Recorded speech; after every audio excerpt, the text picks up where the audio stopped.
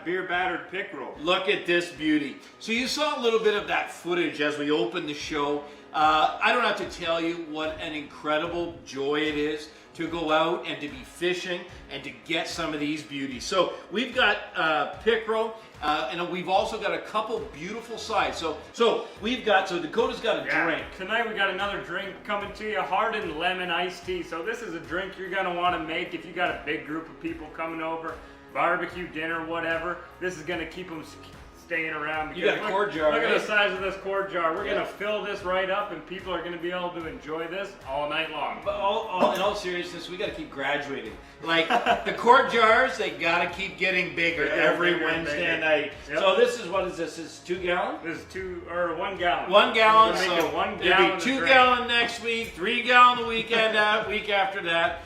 So let's get serious and let's get started. Bailey had a really good idea too we had a great little beach restaurant called Shutters on the Beach. Yeah, and my idea was because when the fries come out of the deep fryer, they're covered in oil, and usually you just throw salt on it. But what we used to do is we used to take thyme and rosemary, chop it up real fine, and throw it in the salt. And what it does is just add an extra boost of flavor right on top of the fries when they first come out, and it like melts into the fries, and it just tastes amazing. It's so amazing. And you know what we're going to do? We're going to elevate that one step further, and we're going to put a lemon zest in there. Zest, So it's going to be lemon, yeah. thyme, Yeah, rosemary, yep. and that's the beautiful thing about these live broadcasts is we don't have to have a conversation just between the three of us. Nope. We want to talk to you. Yep. We want to hear what you have to say. We want to hear the best recipes you've ever had, and we want to get some really good ideas from you too. So the first thing I think we got to do is let's talk a little bit about this beautiful fish, the pickerel. So this is one that's already surrendered its flesh, but I just thought I'd tell you a little something. Right. So we're doing it a couple different ways. So some folks, just hold that up, babe. Some people love the taste of the skin. You'll hear us time and again. We always talk about the skin. Tons of flavor in the skin. I mean, what would you do if you saw somebody tossing like chicken skin, right? You're like, what are you doing? No, I need You're it. getting rid of all the flavor. Okay, but some people, you can't have it for a whole bunch of different reasons. Some people, it's a texture thing, whatever's going on. But when you can see through the flesh, you know that you've got that pretty clean. Yep. But for us, even this I'm going to save. We're going to do a stock. Yeah, you want to keep it. Fish stocks, there's all kinds of stuff. I mean, fish soup, if you've ever had it, is incredible, man. It's delicious, and the thing about making a fish soup is one fish is never enough to make a really good soup, a really good chowder. So what we always do is we take these and then we make a stock, and let's say we have a couple gallons. So you take that couple gallons, you reduce it down till it's maybe only 250 milliliters or 1 cup of liquid, and then that liquid we put it in the freezer. The next time you're making something like a stew or a chowder. Even if you're doing stir fries, if you're someone who loves stir fries, the flavor of fish. Make ice cubes out of that fish stock, and what you do when you make a stir fry is you only have to pull out 1 ice cube, toss in your stir fry, and you've got a beautiful fish sauce. Adds a little bit of extra flavor. Yeah. Okay, so what should we start with first? Let's go. Bailey's going to start on his herb salt. Now, I want to start off by saying I've got the deep fryer preheated, so I'm using canola oil. You can use peanut oil. You can use vegetable oil. Grapeseed oil. Yeah, we've got it preheated to 375. So 375 degrees, anything lower than that, and what happens is it doesn't cook fast enough, and you'll start soaking up that oil. Instead of getting a real nice crisp edge, you'll get that kind of soppy, soaking mess. And that's what you want to do when you pull it right out of that deep fryer as well. You want to get that into a bowl with some paper towel or something so it soaks up any excess oil. And then also as you drop that salt on top of that batter, that's also going to pick up some of the moisture from that oil. So Bailey and I are just talking about these, and maybe we'll give them a good look at it while we're doing this. Bailey and I are just talking about these fresh herbs. So the rosemary is actually an evergreen. So because it's an evergreen, it smells incredible. It smells really good. Because it's an evergreen, it has very woody stems. And you can see that. Bailey's going to show you how to... It actually breaks off. So what you want to do when you're putting it into your salt is if you just grab the top and pinch and pull down, you can see the woody stem, and what's left is all the leaves, all the good stuff that you want. The thyme is a little different. The thyme doesn't have as woody of a stem, and you can chop it finely enough to where it doesn't matter, and also it has a ton of flavor in there as well. Well, but that also depends on the variety, because some varieties of thyme, you'll find it does also have a very woody stem. This is not. This is tender, this is green, and Bailey's going to chop that right up. Now I want to show you this, the salt that we've selected. And the salt, you can have a lot of fun making these herb salts. So this is a sea salt. It's very moist, it's actually damp. You can see it's almost moving a bit like sand. What we like to do is we'll take 4 or 5 really great salts and put them together. So you can do like a coarse pink Himalayan. You can do a coarse gray, even black salt. So you can imagine you've got all these incredible colors. You can put a smoked in there. And let me tell you something, this is not just for French fries. Think about your steaks. And, think about a venison steak with an herb salt. You will need nothing else. Believe me, you'll need nothing else. So Babe's going to chop this up good and fine. And then what he'll do, he'll start layering it in the pan or in the bowl. And the key is that when you do end up putting this together, to keep it so that it turns out really nice, just turn it over like once a day. If you did, just shake it, turn it over. What happens is it'll get rid of any of that moisture. While we're off the camera there, let's have a look at this. I want to talk a little bit about fish. So these fish are, this is like for us, what we were catching out there, this fish is, it's kind of a small pickerel. But so the belly meat on it is very, very thin. So what I want to do is I want to show you something really simple. Now, these fillets, we took, and look at that beautiful flesh. We took the scales off, so that's ready to go. So the important thing is when you do scale, if you're going to take a paring knife and go in the opposite direction of the scales. So that's very simple to do. Let me tell you something. Before you do, especially with pickerel, best to do it outside. Unless you want it to look like confetti on a wedding day, do it outside. He came in from early, had it in his hair all up, his arms. I was covered. Everywhere. So now, for those of you who don't want any of the skin on, here's a really simple way to do pickerel quickly. The great thing is about round fish like this, is they kind of give you a little bit of a guide. So you can see here where the flesh begins, how it comes up the back, you can feel it, and it goes right down to the tail. So if I want to do this by remove the skin, I don't need to scale it in order to do that. I'll just run my knife up in here and passes through very cleanly. Slice that. And then, excuse me, I'm just working on a little bit of a tight space here. And then I'll just literally run my knife down the backbone. And what you can do at home, what I'm feeling is I can literally feel that backbone as I run down. And when I get to this point, now you can use a fillet knife. The reason I'm using a chef knife tonight is because if you don't have a fillet knife, I want you to know that you can do it with a flat knife like this, with a chef's knife. When you get to this point, so in this area, you'll have all of the rib cage, okay? The rib cage runs right in this area here. As you get past that, you can pass the knife through.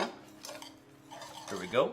And you'll reach and just literally, there we go. We'll take it right down to the end. We're gonna leave that intact. Then, I'm going to run my knife along the edge, and I can literally pierce through, and I'm going to cut right through those bones. I remember the first time you ever taught me to fillet a fish. It went nothing like what you're seeing right now. Well, and I just skipped a beat there for a second. So the reason that I leave this on is because I've got lots to hold on to. So when you're working with a knife, your direction of the knife, you always want that to be away from you. So I'm going to put a little slit in it right here. And towards your son. Yeah, no, trust me, I'm going away from you.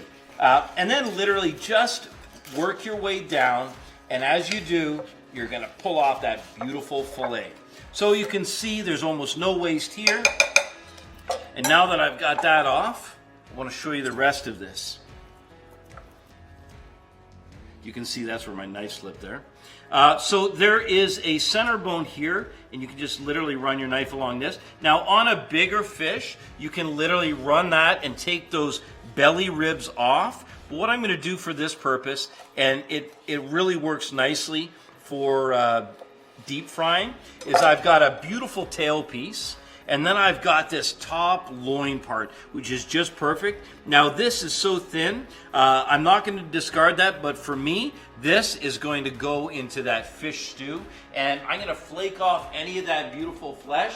And when I freeze that stock, it's going to be right in there. So I'm going to have the beautiful taste and fragrance and flavor of the stock, but at the same time, it's going to have the texture of all that beautiful flaky white fish. Here, take a look at this herb salt here for a second.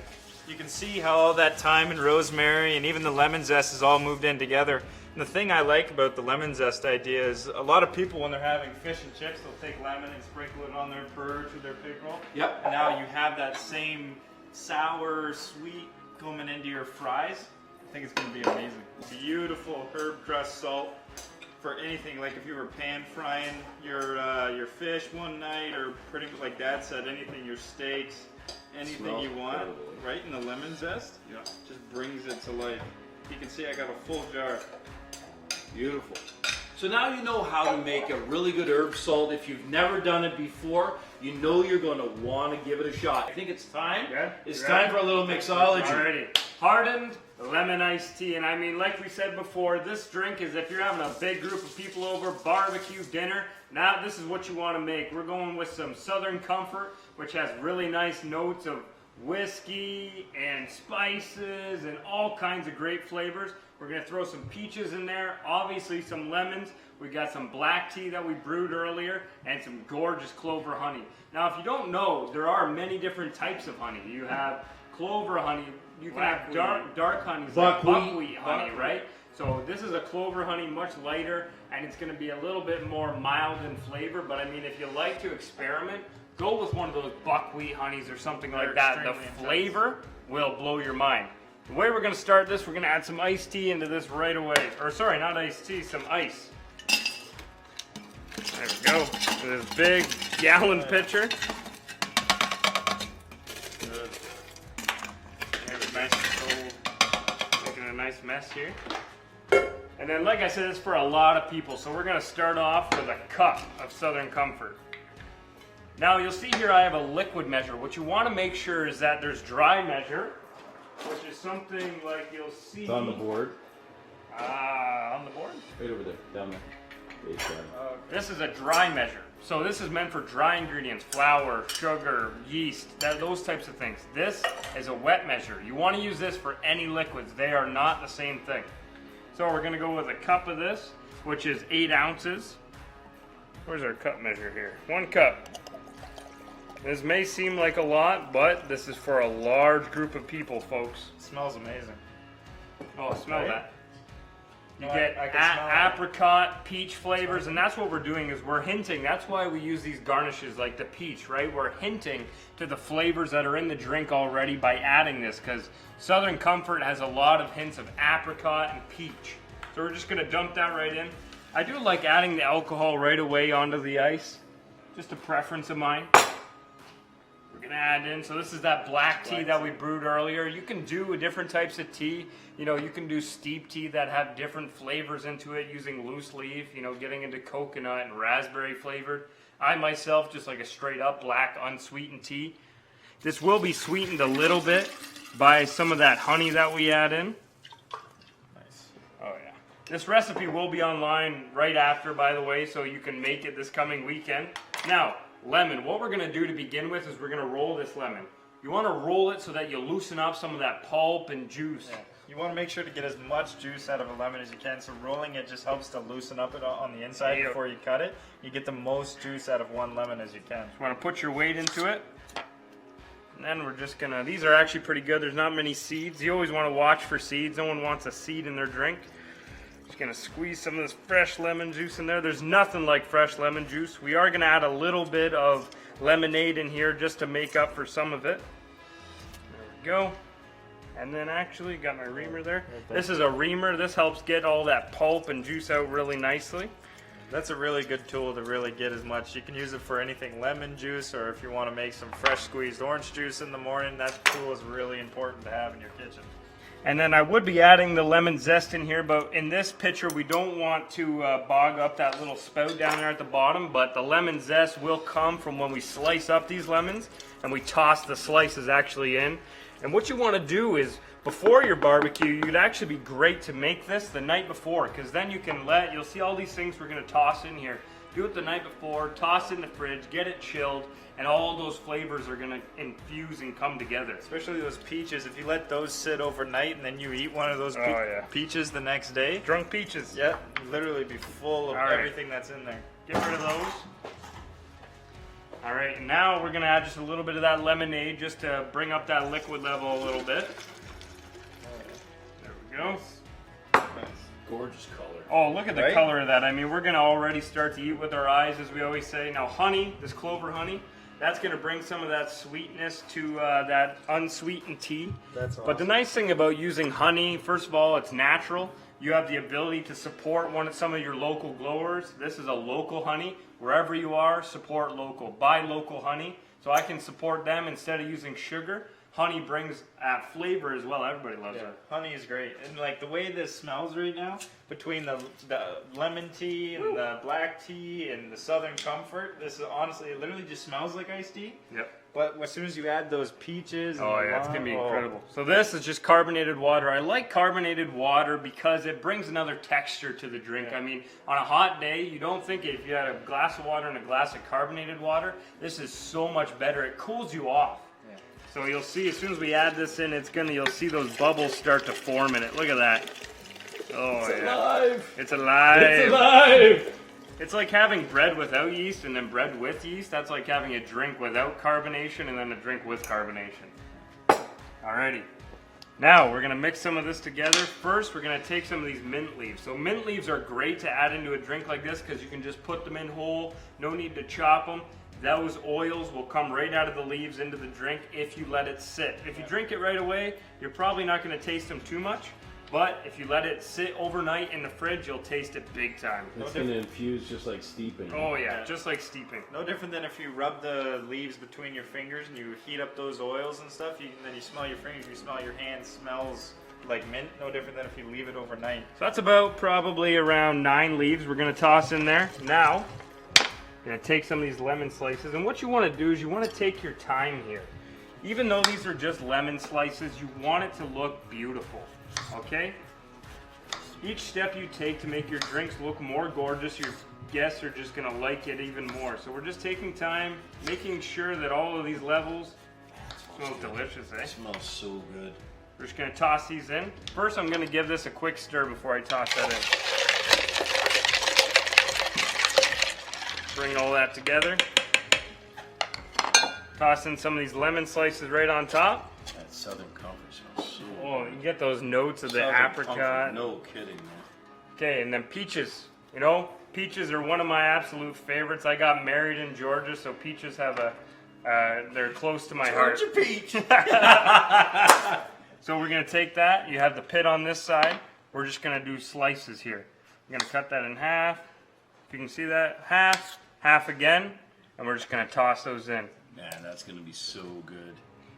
And like Bailey said, if you eat these peaches afterwards, they're going to be drunk peaches. All right, cut this in half again. Split that baby out. Man, Take that pit out, split again. I'm going to keep dropping these in. That's so beautiful. Oh, man. So, you know, That was easy. That was 5 minutes. You can make this, toss it in their fridge, or serve it right away, and you're ready to go. Everyone can show up, and they got a drink, right? Toss a little bit more of that Southern Comfort I in think there. just a little bit more. And Mix that together.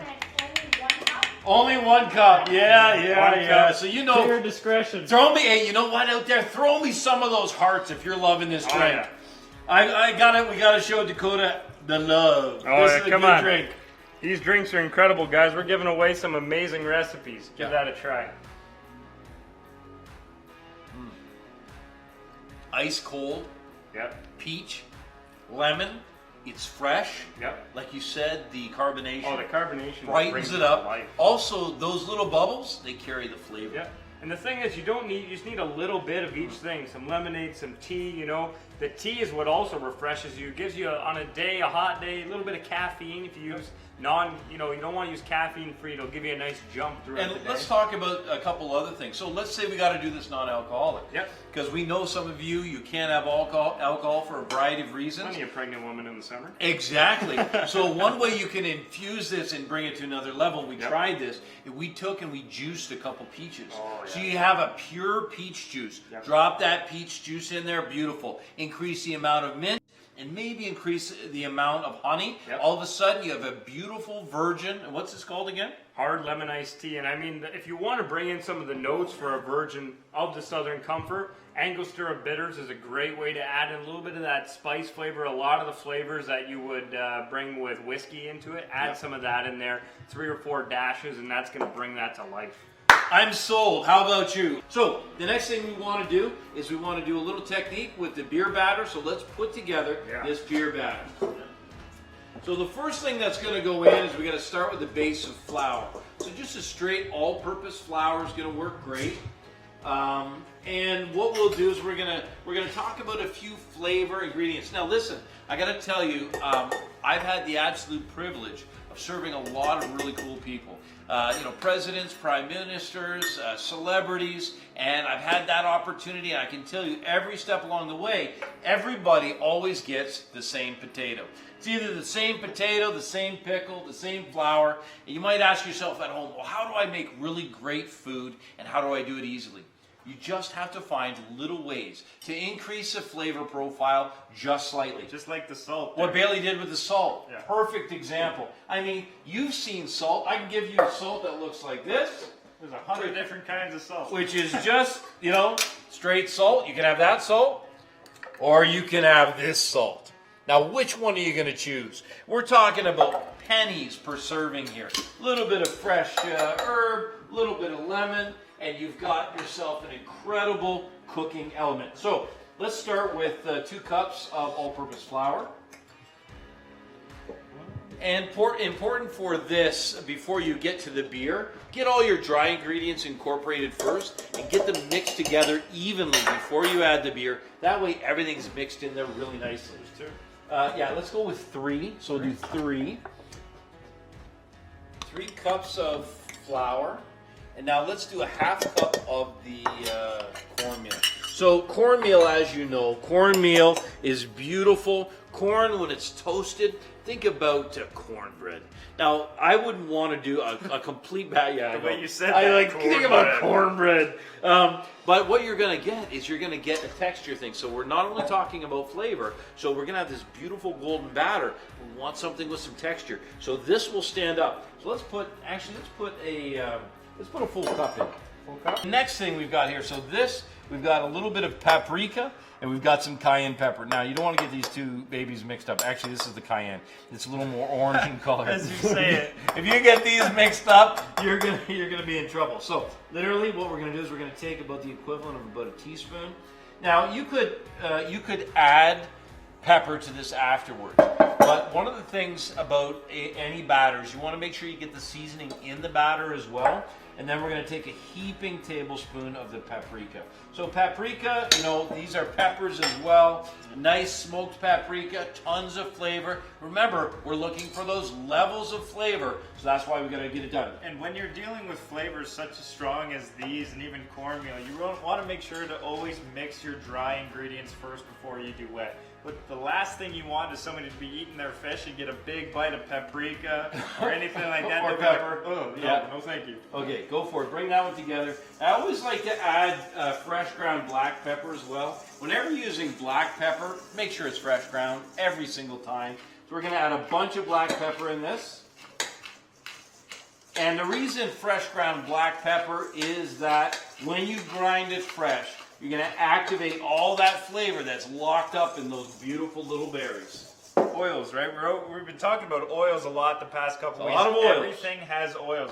Think when you toast the spice or when you grind the peppers down, you're releasing. Everything has some kind of moisture in it. Not to mention the fact that the that black has a taste. Not to mention the fact that the black pepper will hold longer when it's whole. That's It'll stay fresher. So this looks great. Now I get to do the fun part here. Come on over. We want this is if you're on your pontoon boat, this is gonna, and you don't have a cold one beside you, this is what's gonna hurt you. Oh, yeah. That was a good crack. Yeah, that was a good crack. Okay, so we're gonna make it rain. Now, what you want is a nice Pilsner. We have done before a dark beer, but you know, it just depends how bold you want those flavor. The darker the beer, the richer the flavor, the darker the batter. It just makes sense. Now, how are we doing there? We're gonna need another one? Okay, crack another one. Oh, punish them. Ready? Punish them. Oh, yeah. Yeah, see, my crack wasn't good. You got like 20 years of crack experience. Exactly.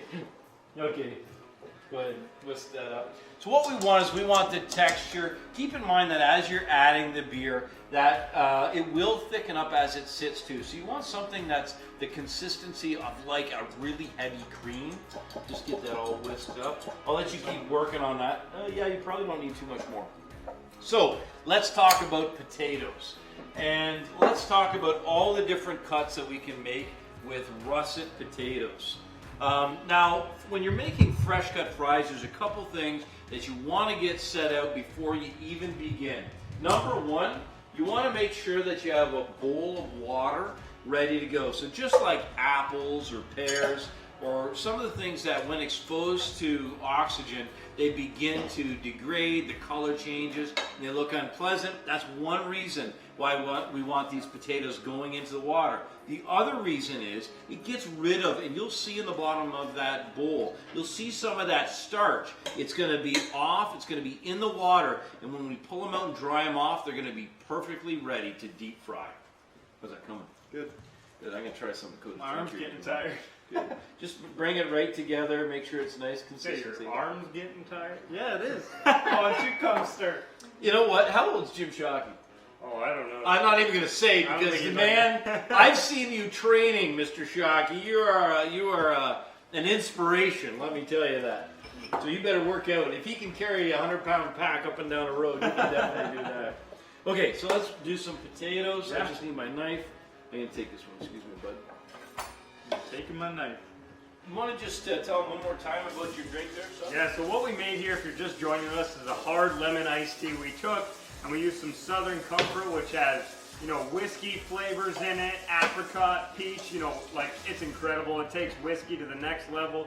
We used some carbonated water, fresh brewed black tea, a little bit of lemonade, also some fresh lemons in it, and then we dropped some peaches in there and some fresh mint right into this jar, ready to go out to the table whenever you're having a barbecue or anything. It's ready to go. Put it in your fridge the night before, and you can serve your guests as soon as they show up. How's that coming along?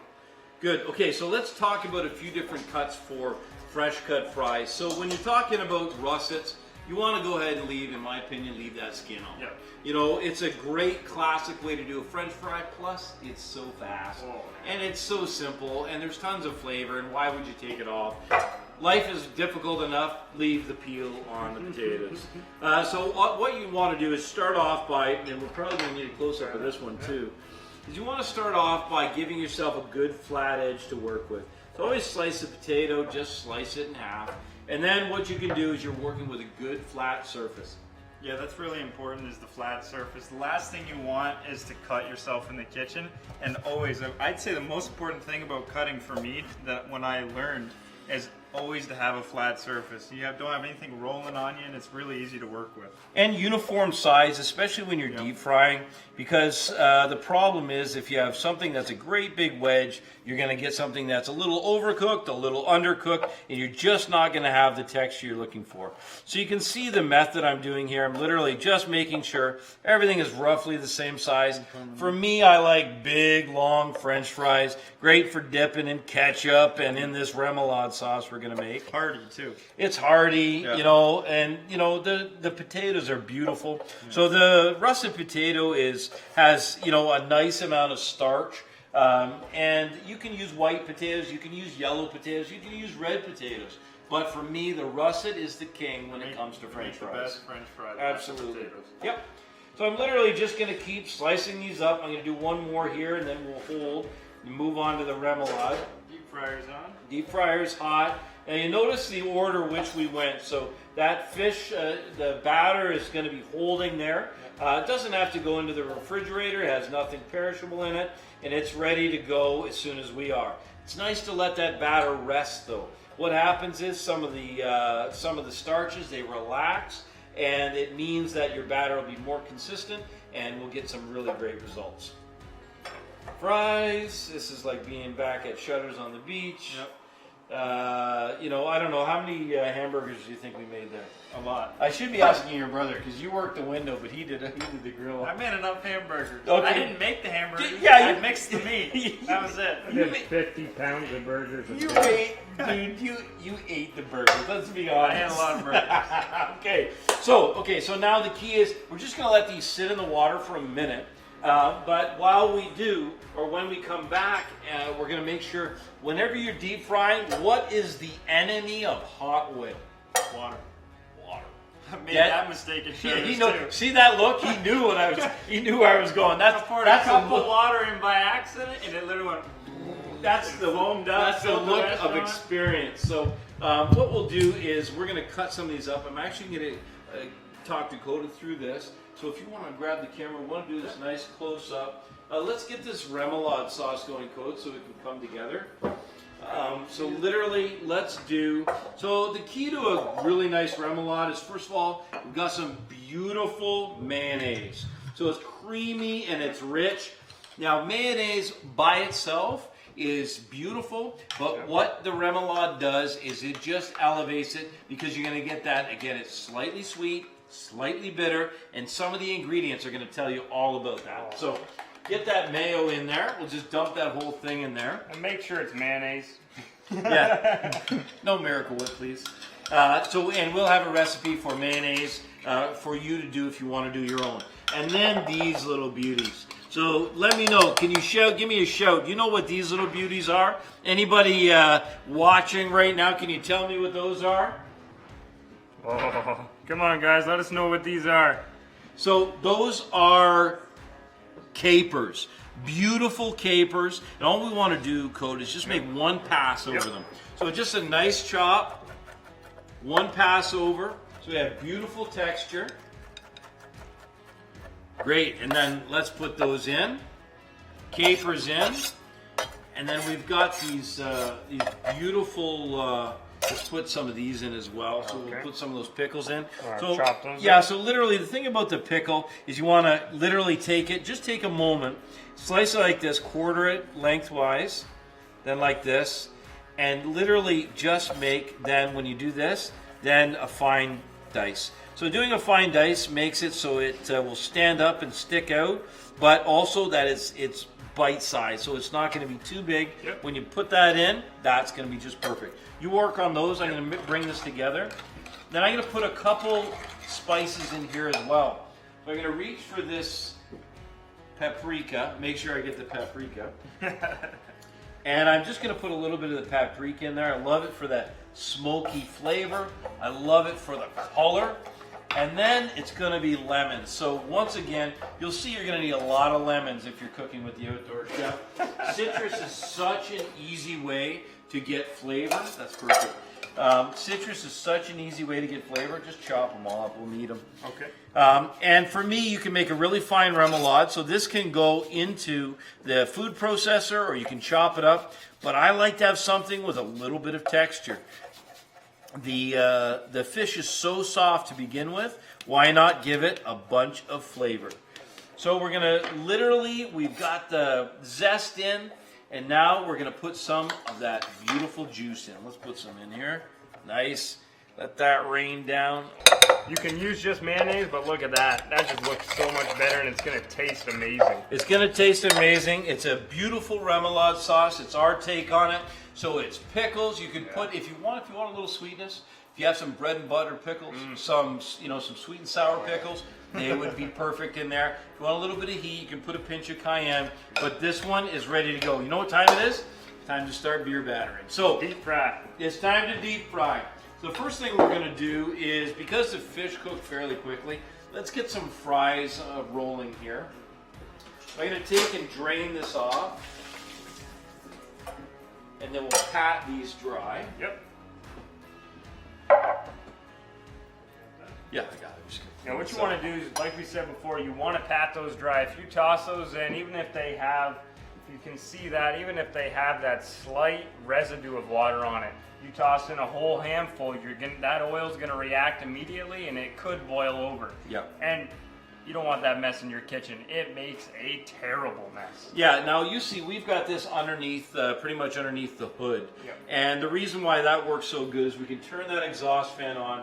Now, whenever you're working with deep fryers, obviously this is never something that a child should be doing. Nope. This is for moms and dads. Want to get through that And first? no, I'm good. So in the basket, and the first thing you do is just drop them down.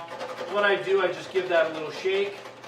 You can see we've got just the right amount of water in there that it's not going to boil over. So while we're doing that, I'm going to get my fish ready. All right. So the first thing that we have to do is we've got a little plate of all-purpose flour. Now, yes, we did put some of the all-purpose flour in the beer batter. Yep. But one of the things, have you ever made a beer batter and then the batter just seems to jump off Yeah, it? it just falls off. Jumps off it, and it's in the deep fryer. So what we want to do is you want to take your beautiful pickerel and you just want to roll that. So this little step here, what happens is the starches in the flour, they immediately bond to the flesh, and then it bonds also to that beer batter, making it stick beautifully. So you can see we've got some nice tail pieces here. We'll just line them up here as we do Some with that. skin on here. Skin on, skin off. Personally, I just love the skin on. These would be perfect too. These are perfectly prepped and ready to go if you wanted to pan fry them. They're also ready to go. Now make sure when you're doing anything like this that this flour is contaminated. Now I know it sounds simple, but this flour is contaminated. You've put fish in it. If you leave this out, how long would it last if you put this in the fridge? If you were say making fish the next day. Well, you know, fish are kind of unique in Yep. that they're not like chicken. Yeah. So you know, you're no problem. You can reuse this for a week. You'd Yep. be just If fine. you put it in the fridge, but if you leave it out for any longer than an hour or something, I wouldn't use it again. Go. Okay, so let's check out our fries and see how they're coming along here. Oh, look at that. They're starting to crisp up and get golden already. Those look good. They look good, eh? So the other thing that you want to make sure to have ready is you need a big bowl. And as much as all of that fat tastes so delicious, and let's talk a little bit about one of my favorite fats, and that is using shortening. Straight shortening as a fat in here is unbelievable. It takes your fries to the next level. Anytime that we do a restaurant, we use shortening. That lard just makes those fries taste incredible. So what I've actually done in this is I've got canola, but I had a pound of shortening, and I put it in there. The flavor is amazing. Shortening lasts longer in the deep fryer. It lasts 50% longer. Yeah, and the upside is too is when you unplug it and it cools, it goes firm again. Yep. So you're not slopping it around if you store it for another use. So those are coming up nicely. That's looking awesome. Yep. And let's have a look at this batter now. Looks like it's good You consistency. can see how it's actually settled a bit, like we said. Now that you left it, you can see how the consistency has actually changed. So the great thing about using a beer batter is the fact that it's got all those incredible little bubbles going on in there. You know, we used to do Have a look over here, babe. This is a great way to know your fries are done. They're floating up at the top. They look, see that? They're floating right at the top. So I'm going to drain this for a moment before I tip it into the pan. And then we'll tip it into this. And this is where Bailey's herb salt comes in. So you toss it first like this, and then Bailey's herb salt is just going to melt on top of that. See, there's all that beautiful salt now all over that. And as that's hot, that salt is going to melt into that. Melt right It'll in soak there. it up. I love it. There's some more of Love that. it. Yeah, I love it. Okay, so that's good. Now, I'll tell you what, you want to get a plate for us that we can Yeah. plate this on. And what I'm going to do is I'm going to get this beer batter ready to go in. Now, one of the key techniques when you're doing fish is if you take, let's take this beauty. I think this is going to be a hero right here. So this is the tail. You can see skin on. That is a perfect piece of fish. You know, I don't even want to tell you what you'd pay for that in a restaurant. But, you know, if you're a fisherman, you know the value in it and bringing that home. So what you do is literally take and lay it in that beer batter, get a nice coating going on it, and then this is the key. When you go to put it in, you're going to do a wave. Do the wave. Do the wave. It's literally, it's going to be it's an homage to the fish. It's the final flap. Literally do this. And what happens is as that oil hits the batter, it puffs up. And then what she does is she floats. And it'll float, little shake like this, and that's going to be right on the surface. Let's do another one of these beautiful tails. One thing you want to make sure of as well is not to crowd the deep fryer. If you crowd the deep fryer, what you'll end up doing is it'll attach, and you'll have, instead of fish tails, you'll have a big fish nugget. It'll just be a giant nugget. So again, that flap. Now this technique applies whether you're doing chicken, chicken fried steak, onion rings, and see how she floats like that. Now that'll stay up near the surface. Super important to make sure that you have the right temperature. You can see we've got it set at 375. We're using our Cuisinart Professional Deep Fryer, which has beautiful recovery time. I'm going to sneak behind you. Yeah. And I'm going to get a little lunches to wash. One of the best things that we do when you talk about different kinds of fish is when you take Lake Erie, the lake where we caught these, it's famous for yellow perch. Yes. You take those gorgeous little perch fillets and you do those in a beer batter. I mean, you want to talk about good. That is incredible. So, fries on the plate. This is the best part. Oh yeah. Fries on the plate. Mound those babies up.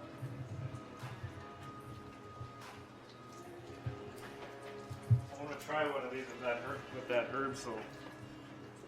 You're just gonna mound these up. The great thing about this meal too is that so many people can enjoy it. So you can look after a big group of people in a relatively short period of time. You can get your fries prepped. You can get all your fish prepped. You can see here, I don't know if you guys can see that. See that thyme and rosemary and salt that's on that fry? Every time you take a bite of those fries, you're going to get a little bit of that, and it's just going to improve the flavor so much more. Okay, so now I'm going to put a little bit of our remoulade on the plate. I'm telling you, now the fries love this remoulade sauce too. So we'll take and put some of that right there. Oh my goodness, looks so good. Babe, if you want to get a lemon, and we'll do some lemon wedges. We'll put that on there. Like you said, a lot of lemons in the outdoor chef kitchen. A lot of lemons. So let's see how this is coming up. So, number one. I'm just going to lift this momentarily. That beer batter has affixed itself to that tail. It's attached to the fish. It hasn't floated off. And you notice that there's nothing on the bottom of that tray. So there's nothing that's stuck to the bottom. They're floating freely. And this is what's really important. You want to make sure that there's enough free oil, because these deep fryers are not like commercial deep fryers. So what happens is, as soon as you put even room temperature product inside them, immediately the oil begins to cool. So don't overcrowd it. This goes the same for if you're doing chicken wings or anything you're doing. Make sure to give it enough time, number one, to recover, and number two, don't crowd that pan. I think these are just about ready to come out. They're nice and golden brown. They'll literally take, and I'll just hold that for a moment. Now we got lemon slices that's going to go on the fish, lemon on the fries from the herb salt. Yeah, I'm literally, ooh, it's hot. Make sure you got a pair of tongs, too. Make sure you get He's a pair got of tongs. chef hands. He can basically stick his hand in that. It doesn't So, hurt. so then again, we're going to go back to this beautiful herb salt, and we're just going to light these babies up. Same thing. That salt is going to begin melting on that beautiful fish. Let's put this on our plate. Don't forget you got that beautiful drink to pair with it.